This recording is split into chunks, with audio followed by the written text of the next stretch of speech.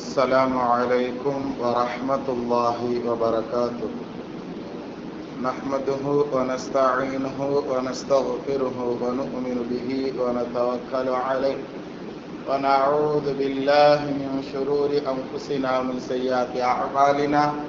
من يهده الله فلا مضل له ومن يضلله فلا هادي له. ونشهد أن لا إله إلا الله وحده لا شريك له ونشهد أن سيدنا مولانا محمدا عبده ورسوله. قال الله تعالى في القرآن العظيم والفرقان المجيد: أعوذ بالله من الشيطان الرجيم بفضل بسم الله الرحمن الرحيم. وأما عاد فأهلكوا بريح صرصر عاتية. قال نبينا صلى الله عليه وسلم: إذا رأيتم الحريق فكبروا. صدق الله المولانا العلي العظيم. صدق النبي صلى الله عليه وسلم. رب اشرح لي صدري ويسر لي أمري واحلل عقدة من لساني يفقهوا قولي. سبحانك لا علم لنا إلا ما علمتنا إنك أنت العليم الحكيم. புகழ் அனைத்தும் அல்லாஹ்வுக்கே சொந்தம். இருளக தலைவர் பெருமானார் ரசூலை கரீம் ஸல்லல்லாஹு அலைஹி வஸல்லம் அவர்கள் மீதும் அவர்களை பின்பற்றிய சஹாபாக்கள், தாபியீன்கள், தபா தாபியீன்கள், இமாம்கள், அவுலியாக்கள், ஷஹதாக்கள், நாதாக்கள், சாலிஹீன்கள், குறிப்பாக இங்கு அமர்ந்திருக்கக்கூடிய நம் அனைவர்களின் மீதும், முஃமினான முஸ்லிமான ஆண் பெண் அனைவர்களின் மீதும் அல்லாஹ்வுடைய சாந்தியும் சமாதானமும் அன்பும் அருளும் பாதுகாப்பும் என்னென்றும் உண்டாவதாக. ஆமீன். அல்லாஹ் தஆலா நம் அனைவர்களுக்கும் நோயற்ற வாழ்வை நசீபாக்கி தருவானாக. நாம் வாழும் காலமெல்லாம் ஆஸ்பத்திரிகளினுடைய செலவுகள் சிரமங்களை விட்டு அல்லாஹ் காத்தருள் புரிவானாக. அவனை நினைத்து வாழக்கூடிய நல்ல முஃமின்களாக நம் அனைவர்களையும் அல்லாஹ் கபூல் செய்வானாக. பிஹக்கி சய்யிதினா வ ஆலி சய்யிதினா முஹம்மதின் ஸல்லல்லாஹு அலைஹி வஸல்லம். கணிதத்திற்குரிய அல்லாஹ் நல்லடியார்களே, 1446வது ஹிஜ்ரி ஆண்டு இது. 7வது மாதமான ரஜபனுடைய மாதம் இது. பிறை 16 3வது ஜும்மாவிலே நாம் இருக்கிறோம். அல்லாஹ் தஆலா இந்த ஜும்மாவினுடைய அனைத்து நலன்களையும் அடைந்து கொண்ட நல்லவர்களாகவும் நம் அனைவர்களையும் அல்லாஹ் கபூல் செய்வார். கண்ணியமானவர்களே, சென்ற வாரத்தினுடைய செய்திகள்ல பிரபல்யமான செய்தி ஒண்ணு என்னன்னு சொன்னா, கடுமையான காட்டுத்தீ பரவுவதை நாம் எல்லாம் அறிந்தோம். கடந்த 7ஆம் தேதி ஆரம்பிச்ச தீ பற்றுதல் அப்படிங்கிறது இப்போ வரைக்கும் கண்டினியூ ஆகிக்கிட்டே தான் இருக்குது. இதுவரைக்கும் அது முழுவதுமாக அணைக்க முடியவில்லை என்பதைத்தான் சுருக்கமாக நாம் சொல்லலாம். கிட்டத்தட்ட ஒரே ஒரு மாகாணத்துல மட்டும், கலிபோர்னியால மட்டும் 224 விதமான பாஷைகள் பேசக்கூடிய 146 நாடுகளை சேர்ந்த 40 லட்சத்திற்கும் மேற்பட்ட மக்கள் வாழக்கூடிய அந்த ஒரு பகுதியில மட்டுமே அதிகமான சேதங்கள், கிட்டத்தட்ட 10,000த்திற்கும் மேற்பட்ட வீடுகள் மாத்திரம் தீக்கு இரையாக ஆகியிருக்கிறது என்பதாகவெல்லாம் நாம் என்ன செய்யறோம், செய்திகள்ல பார்க்கிறோம். இது மாதிரி உண்டான சூழல்கள், இது மாதிரி நடக்கக்கூடிய சூழல்கள் நமக்கு எதை உணர்த்துகிறது, இதுல இருந்து நாம என்ன கத்துக்கிடணும் அப்படிங்கிறத இன்றைய ஜும்மா. சிலர்களுடைய தோழர்கள்ல ஒரு தோழர் என்ன செஞ்சிருந்தாங்க, அமர்ந்திருந்தார்களாம். ஒரு நபர் என்ன செய்யறாரு, மாடை இழுத்துக்கிட்டு போறாரு. மாடு அது போன்ற அவர் தன்னுடைய பிராணையை இழுத்துக்கிட்டு போகும்போது அது கொஞ்சம் முரண்டு பிடிக்குது. அப்ப தான் வச்சிருந்த கையில வச்சிருந்த குச்சி சாட்டையை வச்சு என்ன செய்யறாரு, 2 அடி அடிக்கிறார். அடிச்சு என்ன செய்யறாரு, அடிச்சதுக்கு அப்புறம் அது சரியாகுது. அதுக்கப்புறம் தான் அவர் கூப்பிட்ட பாதைக்கு அது போகுது. இதை பார்த்து கொண்டிருந்தவர் அல்லாஹ் அக்பர் அப்படின்னு சத்தமா தக்பீர் சொல்லிட்டு அந்த சஹாபி சொன்னார்களாம், இது போன்றுதானே என் ரப்பு என்னை சரியான பாதையில இழுக்கிறான், நான் தவறு செய்யும் போது ரப்பு இப்படித்தான் அடிப்பானே அப்படின்னு சொல்லி அந்த தான் பார்த்த நிகழ்விலிருந்து தான் பெற்றுக்கொண்ட படிப்பினையை அந்த சஹாபியர்கள் கூறக்கூடிய நிகழ்வுகளை நாம் கிதாபுகளில் பார்க்கிறோம். கண்ணியத்திற்குரியவர்களை, நபி ஸல்லல்லாஹு அலைஹி வஸல்லம் அவர்கள் அருமையாக ஒரு ஹதீஸ்ல சொல்லி தருவாங்க. அதாவது இது ஒரு ஹதீஸ்ல வரக்கூடிய செய்தி கிடையாது. ஆங்காங்கே பல ஹதீஸ்களை நபி ஸல்லல்லாஹு அலைஹி வஸல்லம் அவர்கள் பலவிதமாக சொன்ன செய்திகளை எல்லாத்தையும் தொகுத்து மொத்தமாக என்ன செய்யறாங்க, ஒரு சஹாபி ஹசன் ரலியல்லாஹு தஆலா அன்ஹு என்பதாகவும் அந்த ஹதீஸ் அறிவிக்கக்கூடியவர்களுடைய பெயர்களை சொல்லப்படுகிறது. அப்ப நபி ஸல்லல்லாஹு அலைஹி வஸல்லம் இப்படி சொன்னாங்களா, அவுசானி ரப்பி பி திஸ்இன் என்னுடைய ரப்பு எனக்கு வசியத் செய்திருக்கிறான். என்னுடைய ரப்பு எனக்கு 9 விஷயங்களை எனக்கு என்னுடைய ரப்பு கற்றுக் கொடுத்திருக்கிறான், எனக்கு வசியத்தாக தந்திருக்கிறான். அதுல நானும் என்ன செய்யணும், அதை நடைமுறைப்படுத்தணும். என்னை பார்த்து மீன்களாகிய இந்த உலக மக்களாகிய அனைவர்களும் நடைமுறைப்படுத்தணுங்கிறக்காக வேண்டி எனக்கு இதை வசியத்தாக அல்லாஹ் தந்திருக்கிறான்ங்கிற செய்தியை என்ன செய்யறாங்க. வசியத்து அப்படின்னு சொன்னா நான் ஏற்கனவே சொல்ற செய்தி தான். ஒருவருடைய சொத்தை என்ன செய்யறது, பிரிக்கிறது, பங்கு வச்சுட்டு மூத்தா போறது, அல்லது மூத்தா போறதுக்கு முன்னாடி என்னுடைய சொத்து இன்னாருக்குன்னு சொல்லி சொல்றவங்க உயில் எழுதுறது இந்த காலத்துல சொல்றவங்க இல்லையா. அது மாதிரி வசியத்து மரணத்தினுடைய கடைசி ஆசையாக சொல்லக்கூடிய விஷயத்திற்கு வசியத்து என்பதாகவும் சொல்லுவாங்க. இது மாதிரி அல்லாஹ் எனக்கு என்ன செஞ்சிருக்கிறான்னு சொன்னா இந்த மாதிரி விஷயங்கள் சொல்லி சில விஷயத்தை எனக்கு கத்துக் கொடுத்திருக்கிறான். அதுல முக்கியமான ஒரு 9 மட்டும் நான் சொல்றேன்னு சொல்லி ஒரு 9 செய்திகளை சொல்வார்கள் நபிகள் நாயகம் ஸல்லல்லாஹு அலைஹி வஸல்லம் அவர்கள். அதுல கடைசியான 9வது செய்தி என்னன்னு சொன்னா வனவரிய இப்ரா, நான் பார்க்கும் அனைத்தையும் படிப்பினையாக நான் எடுத்துக்கொள்ள வேண்டும் என்பதை என்னுடைய ரப்பு எனக்கு கத்து தந்திருக்கிறான் அப்படிங்கிற செய்தியை நபி ஸல்லல்லாஹு அலைஹி வஸல்லம் சொல்றாங்க. நாம பாக்குறதுல இருந்து நம்மளுக்கு என்ன படிப்பினை கிடைக்கும்ங்கிறத எடுத்துக்கிறது தான் நபி ஸல்லல்லாஹு அலைஹி வஸல்லம்க்கு அல்லாஹ் தஆலா கத்துக் கொடுத்திருக்கிற பாடம். அப்படின்னா இப்ப நம்மளுக்கு என்ன, நாம் நபியை பின்பற்றக்கூடியவர்கள் தானே. அப்ப நபி ஸல்லல்லாஹு அலைஹி வஸல்லம் அவர்கள் எதுல இருந்தெல்லாம் பாடம் எடுத்துக்கிட்டாங்க, நபி அவர்கள் எதெல்லாம் எப்படி கத்து தந்திருக்கிறாங்க, அதுல இருந்து நமக்கு உண்டான பாடங்கள் என்ன அப்படின்னு பாக்குறதா நம்மளுடைய வேலை. அது போன்று இந்த காலங்கள் சில விஷயங்களை நம்மளுக்கு காட்டுகிறது என்று சொன்னால் அப்படி நாம் பார்க்கக்கூடிய விஷயங்களில் இருந்து படிப்பினை எடுத்துக்கொள்பவர்கள் தான் நபி ஸல்லல்லாஹு அலைஹி வஸல்லம் அவர்களுடைய உம்மத்தை சார்ந்தவர்கள் அப்படிங்கிறதை நாம விளங்கிக் கொள்ளணும், கண்ணியத்திற்குரியவர்கள். அப்படிப்பட்ட படிப்பினைகளை நாம பார்க்கிறோம். அல்லாஹ் தஆலா குர்ஆன் ஷரீஃப்ல ஒரு வசனத்துல இப்படி சொல்லுவான். அந்த வசனத்தை நாம தலைப்புல ஓதி காட்டினோம். அல்லாஹ் தஆலா அந்த வசனத்துல சொல்லும் போது ஹூத் நபி அவர்களுடைய சமூகம் அதை பற்றி சொல்லி தருவான். அந்த சமூகத்தினர்களுக்கு பேர் ஆது கூட்டத்தினர்கள் என்பதாக சொல்லுவோம். அந்த ஆது கூட்டத்தினர்களை பத்தி அல்லாஹ் குர்ஆன் ஷரீஃப்ல சொல்லும் போது அந்த ஆது கூட்டத்தினர்களுக்கு நபியாக அனுப்பப்பட்டவர்கள் ஹூத் அப்படிங்கிற நபி. அந்த அலைஹிஸ்ஸலாம் அந்த நபி அவர்கள் அவங்க சொல்லக்கூடிய விஷயங்களை எல்லாம் அந்த மக்கள் யாரும் காது கொடுத்து கேட்கிற மாதிரி இல்ல. இன்னைக்கு பெரும்பகுதி காது கொடுத்து கேட்கிறங்கிறதே குறைஞ்சிருச்சு. காது கொடுத்து கேட்குதல் அப்படிங்கிறதே இந்த துனியால அதுலயும் குறிப்பாக இன்றைய கால பொழுதுல குறைந்து விட்டது. ஒரு 20 நிமிஷ விஷயத்த ஒரு மனிதன் தொடர்ந்து கேட்கிறான் அல்லது பார்க்கிறான் அப்படின்னு சொன்னா அவனுக்கு அந்த விஷயம் தாக்கத்தை ஏற்படுத்தும் அப்படிங்கிறது இன்றைய அறிவியலுடைய விஞ்ஞானம். ஆனா அதே அறிவியல் விஞ்ஞானம் சொல்லுது 20 நிமிஷம் இப்ப உள்ள பிள்ளைங்களோ இப்ப உள்ள மனிதர்களோ யாரும் தொடர்ச்சியாக ஒரு விஷயத்த பாக்குறதோ கேட்கிறதோ இல்ல.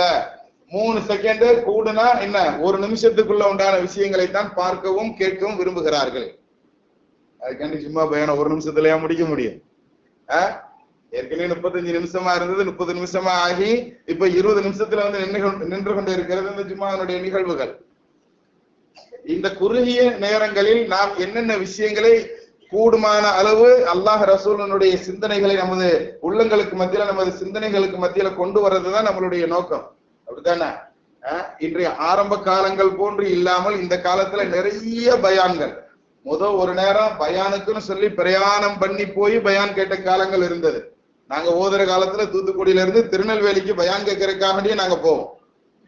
ஓதிக்கிட்டு இருக்கிற காலங்கள்ல இந்த ஹஜ்ரத் பேசுறாங்க, எஸ் ஹைதர் அலி பேசுறாங்க அப்படின்னு சொன்னா நாங்க மதரசால லீவு கேட்டுட்டு என்ன செஞ்சிடும், அதுவும் நாளை வெள்ளிக்கிழமையா இருந்துச்சு அப்படின்னு சொன்னா லீவு போட்டுட்டு போய் நாங்க மறுநாள் காலையில அங்க இருந்து திரும்ப அந்த பயானம் முடிச்சுட்டு வரக்கூடிய சூழ்நிலைகள் எல்லாம் இருந்தோம். ஆனா இன்றைய காலங்களில் பயான்கள் நிறைய கொட்டி கிடக்கிறது. எல்லாம் பிரிண்ட்ல இருக்கு. இப்படி தட்டுனாலே போதும், எந்த அஜரத்தோட பயான் வேணும்னு சொல்லி யூடியூப்ல போட்டோம்னு சொன்னா என்ன செஞ்சிருது, அந்த அஜரத்துமார்களுடைய எல்லா பயானும் வந்துருது. ஆனால் ஏதாவது ஒரு பயானை நாம் முழுவதுமாக கேட்டு அதுல இருந்து ஏதாவது ஒரு படிப்பினை எடுத்திருக்கிறோமா அப்படின்னு சொன்னா எதையும் முழுவதுமாக கேட்பதற்கும் தயார் இல்லை. எதன் பிறகு கேட்கறதுக்கு தயாரா இருந்தா தானே அமல் செய்யக்கூடிய பாக்கியங்கள் வரும். அதனால அந்த விஷயங்களை நாம் கொஞ்சம் கவனம் எடுக்கணும். கண்ணியத்திற்குரியவர்களை நபி ஸல்லல்லாஹு அலைஹி வஸல்லம் சொல்றாங்க, வனவரிய இப்ரா, 9 விஷயங்களை என்னுடைய ரப்பு எனக்கு கொடுத்தான். அந்த 9ஐயும் நான் எப்படி எடுத்துக்கணும்னு சொன்னா எனக்கு அது வசியத்தாக எனக்கு அல்லாஹ் தஆலா தந்திருக்கிறான். அதுல ஒண்ணு வனவரிய இப்ரா, நான் பார்ப்பவைகளை எல்லாம் படிப்பினையாக ஆக்கி கொள்ளணும்னு என்னுடைய ரப்பு எனக்கு சொல்லி கொடுத்திருக்கிறாங்கிறத நபி ஸல்லல்லாஹு அலைஹி வஸல்லம் சொல்றாங்கன்னா, அப்ப நாம் உலகத்தில் பார்க்கக்கூடிய விஷயங்கள்ல இருந்து படிப்பினைகளை எடுத்துக்கொள்பவர்கள் தான் அந்த நபியினுடைய உம்மத்துகள் என்பதை நாம் கவனத்தில் கொள்ளணும். கண்ணியத்திற்குரியவர்களை ஒரு ஹதீஸ்ல நபி ஸல்லல்லாஹு அலைஹி வஸல்லம் ரொம்ப அருமையாக சொல்லுவாங்க. எப்படின்னா, பிலால் ரலியல்லாஹு தஆலா அவங்களோட போய்கிட்டு இருக்கும்போது ஹைபரனுடைய யுத்தம் நடந்து முடிந்த அந்த தருணம் அது. முஸ்லிம்களுக்கெல்லாம் வெற்றி கிடைச்சதுங்கிறது நமக்கெல்லாம் தெரியும். ஆனால் அந்த சூழ்நிலையில ஒரு யூத பெண்மணி என்ன செய்யறாங்க, இறந்து போன தன்னுடைய கணவரை மடியில போட்டுக்கிட்டு அழுது கொண்டு இருக்கக்கூடிய ஒரு சூழல், அதனை கடந்து போகக்கூடிய ஒரு நிலையில பிலால் நாயகத்தை நபி ஸல்லல்லாஹு அலைஹி வஸல்லம் பாக்குறாங்க. அந்த பெண்மணி அழுகக்கூடிய அந்த நிலையில பிலால் நாயகம் என்ன செய்யறாங்க, பார்த்துட்டு போகக்கூடியதை பார்த்துட்டு பிலால் ரலியல்லாஹு தஆலா அவங்களை கூப்பிட்டுட்டு, அல்லாஹ் உங்களுடைய உள்ளத்துல இருந்து இரக்கம்ங்கிறத அல்லாஹ் கலட்டி எடுத்துட்டானா என்ன, நுசிஅத் ரஹ்மத்து ஃபீ கல்பிக், உங்களுடைய உள்ளத்துல இருந்து இரக்கம் என்பதை அல்லாஹ் கலட்டி எடுத்து விட்டானா, இரக்கம் என்பது அத்து போய் விட்டதா, ஒரு ஆறுதலான ஒரு வார்த்தை பேசி இருக்கலாமே அப்படிங்கிற துணியில நபி ஸல்லல்லாஹு அலைஹி வஸல்லம் பிலால் நாயகத்தை கடிந்து கொண்ட செய்தி ஒன்று கிதாபுகள்ல நம்ம பார்க்க முடியும், ஹதீஸ் கிதாபுகள்ல. அது நமக்கு சொல்லி தரக்கூடிய பாடம் என்ன, அடுத்தவர்கள் படக்கூடிய துன்பங்களை பார்த்து நாம் இன்பம் கொள்ளக்கூடாது, கருணை நம்மளுடைய உள்ளத்துல வேணும் அப்படிங்கறதுதான். ஆனா இன்னைக்கு பக்கம் பக்கமா என்ன செய்யறோம், பேஸ்புக்குகள்லயும் சரி, வாட்ஸ்அப்புகள்லயும் சரி, யூடியூபுகள்லயும் சரி, அந்த பக்கத்துல ஒரு படம் எப்படி அங்க காட்டு தீ எரிவது போன்று உண்டான ஒரு படத்தையும் போட்டுட்டு, காசாவில நீங்க அழிச்ச அழிவுக்கு பதிலாகத்தான் அல்லாஹ் உங்களுக்கு இதை கொடுத்திருக்கிறான். அடுத்தவர்களுக்கு ஒரு தண்டனையாகவே ஒரு விஷயம் இறக்கப்பட்டு இருந்தாலும் அதனை பார்த்து படிப்பினை பெறுபவன் தான் முஃமின் முஸ்லிம் என்பதாக நமக்கு சொல்லப்பட்டு இருக்கும் பொழுது, உனக்கு கிடைச்சிச்சா பாத்தியா அப்படின்னு இது போன்று சொல்லக்கூடிய விஷயங்களில் நாம் முஃமின்கள் அல்ல என்பதை, முஃமின்கள் இருக்க மாட்டார்கள் என்பதை நாம் விளங்கிக் கொள்ளணும். கண்ணியத்திற்குரியவர்களை, படிப்பினையாகத்தான் நாம் எடுத்துக்கொள்ளணுமே தவிர்த்து பாடம் கிடைச்சிச்சா தண்டனை கிடைச்சிச்சாங்கிற கேள்வி துணி நமக்கு தேவையில்லை என்பதை நாம் கவனத்தில் கொள்ள வேண்டும். கண்ணியத்திற்குரியவர்களை, அல்லாஹ் அப்படிப்பட்ட நல்ல முஃமின்களில் நம்மை கபூல் செய்வானாக. படிப்பினை எடுத்துக்கொள்ளக்கூடிய நல்ல பயிற்சி பெற்ற நல்ல முஃமின்களாக அல்லாஹ் நம்மை கபூல் செய்வானாக. பிலால் நாயகத்தை பார்த்து நபி ஸல்லல்லாஹு அலைஹி வஸல்லம் சொன்ன அந்த வார்த்தை நமக்கு இன்றைய தினத்தினுடைய படிப்பினையாக நாம் எடுத்துக்கொள்ளணும். அடுத்தவர்களுடைய துன்பம், அந்த ஒரு பெண்மணி தன்னுடைய கணவன் இறந்த வருத்தத்தோடு இருக்கும் பொழுது அதை கடந்து போகும்போது ஒரு 4 வார்த்தை ஆறுதலா பேசி இருக்கலாமேங்கிற துணி அப்படிங்கிறது, நாம் அந்த அமெரிக்க மக்களுக்கு நன்மை செய்யறோமோ இல்லையோ, குறைந்தபட்சம் அந்த தீ அப்படிங்கிறது, அத சுப்ஹானல்லாஹ், அந்த தீயை பத்தி நாம படிச்சோம்னு சொன்னா, வல்லரசுன்னு தன்னை பீத்தி கொண்டு இருக்கக்கூடிய அந்த அமெரிக்காவால கூட இன்று வரைக்கும் அணைக்க முடியல. இன்னையோட 11வது நாள் ஆகுது. கண்ணியத்திற்குரியவர்கள், சுத்தி நாலாபுரத்துல இருந்தோம். அல்லாஹ்தாலா அந்த ஆது கூட்டத்தினர்கள் நாம சொன்னோமே, இந்த ஆது கூட்டத்தினர்கள் காது கொடுத்து எந்த செய்தியை கேட்காததுனால அந்த நபி பதுவா செஞ்சாங்க, அல்லாஹ் இவங்களெல்லாம் அழிச்சிருன்னு சொல்லி. அல்லாஹ்தாலா காற்றை கொண்டு அழித்தான் என்பதாக நமக்கு குர்ஆன் ஷரீஃப் நம்ம மேல ஓதி காட்டிய வசனத்தில் அல்லாஹ்தாலா சொல்லுவார், பிரிஹின் சர்சரின் ஆத்தியா, தொடர்ச்சியாக வீசக்கூடிய காற்றை கொண்டு அவர்களை நாம் சோதித்தோம். ஹதீசுகள்ல வரும், கிட்டத்தட்ட குர்ஆன் ஆயத்திலே அல்லாஹ் தொடர்ச்சியாக சொல்லுவான், 7 இரவுகள் 8 பகல்கள் அவங்களுக்கு என்ன செஞ்சுச்சு, அந்த தொடர்ச்சியான காற்று, அதுல அவங்க எல்லாம் என்ன செஞ்சாங்க, இறந்து போயிட்டாங்க. அந்த காற்று நிற்கும் போது பார்த்தா யாருமே அந்த சமூகத்தினர்கள் உயிரோடு இல்லை. அது எவ்வளவு பலம் வாய்ந்தவங்கிறத பத்தி எல்லாம் அல்லாஹ்தாலா அந்த மக்களை பத்தி சொல்லும் போது ரொம்ப தெளிவாக சொல்லி தருவாங்க. கண்ணியத்திற்குரியவர்களை, அதாவது மலைய நம்ம இந்த கிளைகளை ஏதாவது பொம்மை செய்யறதா இருந்தாலும், அல்லது கடற்கரை மண்களில் வீடு கட்டி நாம் குடைஞ்சு விளையாடுறதுன்னு சொல்லுவோம் பாருங்க, இது மாதிரி மலைகளை தங்களுடைய விரல்களால் குடைந்து விளையாடும் அளவிற்கு உண்டான பலம் பொருந்திய மக்கள், அவங்கள காத்த வச்சு எல்லாம் அழிச்சோன்னு சொல்றாங்க. நீதிக்குரியவர்களை, சில இடங்கள்ல இன்னும் சில இடங்கள்ல சப்தத்தை வைத்து சில சமூகத்தினர்களை அழித்தோம்னு அல்லாஹ் சொல்றான். இப்ப நம்ம கண்ணால எப்படி காத்த வச்சுலாம் அழிக்க முடியும்? அல்லாஹ் குர்ஆன் ஷரீஃப்ல அந்த வசனத்துல சொல்லுவான், மேல்புறத்திலிருந்து நாம் வேதனைகளை கொடுப்போம், அல்லது கீழ்புறத்திலிருந்து நாம் வேதனைகளை கொடுப்போம். அப்படி இல்லையா, உங்களுக்கு மத்தியில பிரச்சனைகளை ஏற்படுத்துவதன் மூலமும் கூட உங்களுக்கு நாம என்ன செய்வோம், அப்ப நம்மளுக்கு மத்தியில வரக்கூடிய பிரச்சனைகளும் கூட நம்மளுக்கு உண்டான வேதனைகள் தான். அப்ப இது மாதிரி உண்டான வேதனைகள் அல்லாஹ் எப்படி கொடுத்தாலும் உனக்கு வேதனை கொடுத்துட்டான் பாத்தியான்னு நினைக்கிறது முஃமினுடைய பண்பு அல்ல என்பதை நாம் கவனத்தில் கொள்ளணும். கண்ணியத்திற்குரியவர்களை, அடுத்தவர்களுக்கு ஒரு வேதனையோ ஒரு சின்ன துன்பமோ ஏற்பட்டாலும் அதில் ஆறுதலாக நிற்பவன் தான் முஃமின். இன்னைக்கு பார்த்தோம்னு சொன்னா கிட்டத்தட்ட எத்தனையோ லட்சம் மக்களை முகாம்கள்ல வச்சிருக்கிறாங்களா அமெரிக்கால. அவங்க எல்லாம் பெரும் பணக்காரர்களாக இருந்தவர்கள், பெரும் செல்வந்தர்களாக இருந்தவர்கள். அந்த 10 நாளைக்குள்ள அவர்களுடைய இடங்கள்லாம், அவங்களுடைய அதாவது 10 கோடி மதிப்பிலான வீடுகள் கூட நாசமா போயிருச்சு. $10 கோடி மதிப்பிற்குண்டான வீடுகள், பெரிய பெரிய ஆக்டர்ஸ் வீடுகள்லாம் என்ன ஆயிருச்சு, சாம்பலா போயிருச்சு. அவங்க எல்லாம் எங்க முகாம்கள்ல வந்து இருக்கிறான். எல்லா இடங்களும் அங்கேயும் பாருங்க, அல்ஹம்துலில்லாஹ் நம்ம நபர்கள்ல சிலர்கள் தான் என்ன செய்யறாங்க, நிறைய உணவுப் பொருட்கள்ல இருந்து பிரெட்ல இருந்து எல்லாத்தையும் கொண்டு வந்து அந்த முகாம்கள்ல போட்டு வச்சிருக்கிறாங்க. அவங்க தங்களுக்கு பிடித்த சைஸ்ல உண்டான ஆடைகளை எடுத்துட்டு போற அளவுக்கு உண்டான சுதந்திரமான மனிதர்களாக அல்லாஹ் அவங்களை ஆக்கி வச்சிருக்கிறான். அதை எங்க வச்சு அந்த முகாம்கள்ல இருந்து என்ன செய்யறாங்க, தங்களுக்கு தேவையான டிரெஸ்களை, அதாவது ஒரு பக்கீர்களுடைய நிலைக்கு அல்லாஹ் கொண்டு வந்து வைத்திருக்கிறான் என்பதையும் நாம் கவனிக்கணும். இன்றைக்கு நாம் நல்ல வசதியில இருக்கிறோம், நல்ல பொருளாதார சூழல்கள்ல இருக்கிறோம், நல்ல விதத்துல நல்ல பொறுப்புல இருக்கிறோம், நல்ல அதிகாரத்துல இருக்கிறோம் அப்படின்னு நாம் என்ன செஞ்சிடக்கூடாது, கவனம் இல்லாமல் இருந்து விடக்கூடாது. கண்ணியத்திற்குரியவர்களை, அல்லாஹ் நினைத்தால் எல்லாம் அந்த எப்படி இந்த ஒரு தீயில எல்லாம் சருகி விட்டதோ இது போன்ற ஆகிவிடுங்கிற படிப்பினையை பெறுபவர்கள் தான் உண்மையான முஃமின்கள் அப்படிங்கறத நாம கவனத்துல எடுத்துக்கிறோம் கண்ணியவான்களை. அது மாதிரி படிப்பினை எடுத்துக்கொள்ளக்கூடிய நற்பாக்கியவான்களில் அல்லாஹ் நம்மை கபூல் செய்வானாக. அப்ப அந்த கவனமான முறையில நாம் எதையும் படிப்பினையாக எடுத்துக்கொள்ளணும். மகான் ஜுனைதுல் பகதாதியை பத்தி கூட சொல்லுவாங்க. அதாவது கடல்ல ஒரு பயணமாக செல்லும் பொழுது, நான் கூட ஏற்கனவே சொல்லி இருக்கிறேன், இந்த மகான் சொல்லுவாங்களா, இந்த கடல் பயணம் உங்களுக்கு எதை கத்து தருது அப்படின்னு கேட்கும் பொழுது, இந்த கடல் பயணம் ஒவ்வொருத்தங்க தங்களுடைய மனசுல பட்ட ஒண்ணு சொன்னாங்களாம். அப்ப மாணவர்கள் சீடர்கள் எல்லாம் சேர்ந்து நீங்க என்ன இந்த பயணத்துல இருந்து படிப்பினையாக எடுத்துக்கொண்டீர்கள்னு கேட்கும் பொழுது, நாம் இந்த பயணம் செய்யும் பொழுது துள்ளக்கூடிய மீன்களை பார்க்கும் பொழுது அந்த மீன்கள் நம்மளிடத்துல சில விஷயங்களை கற்றுக் கொடுப்பது போன்று நான் உணர்கிறேன்.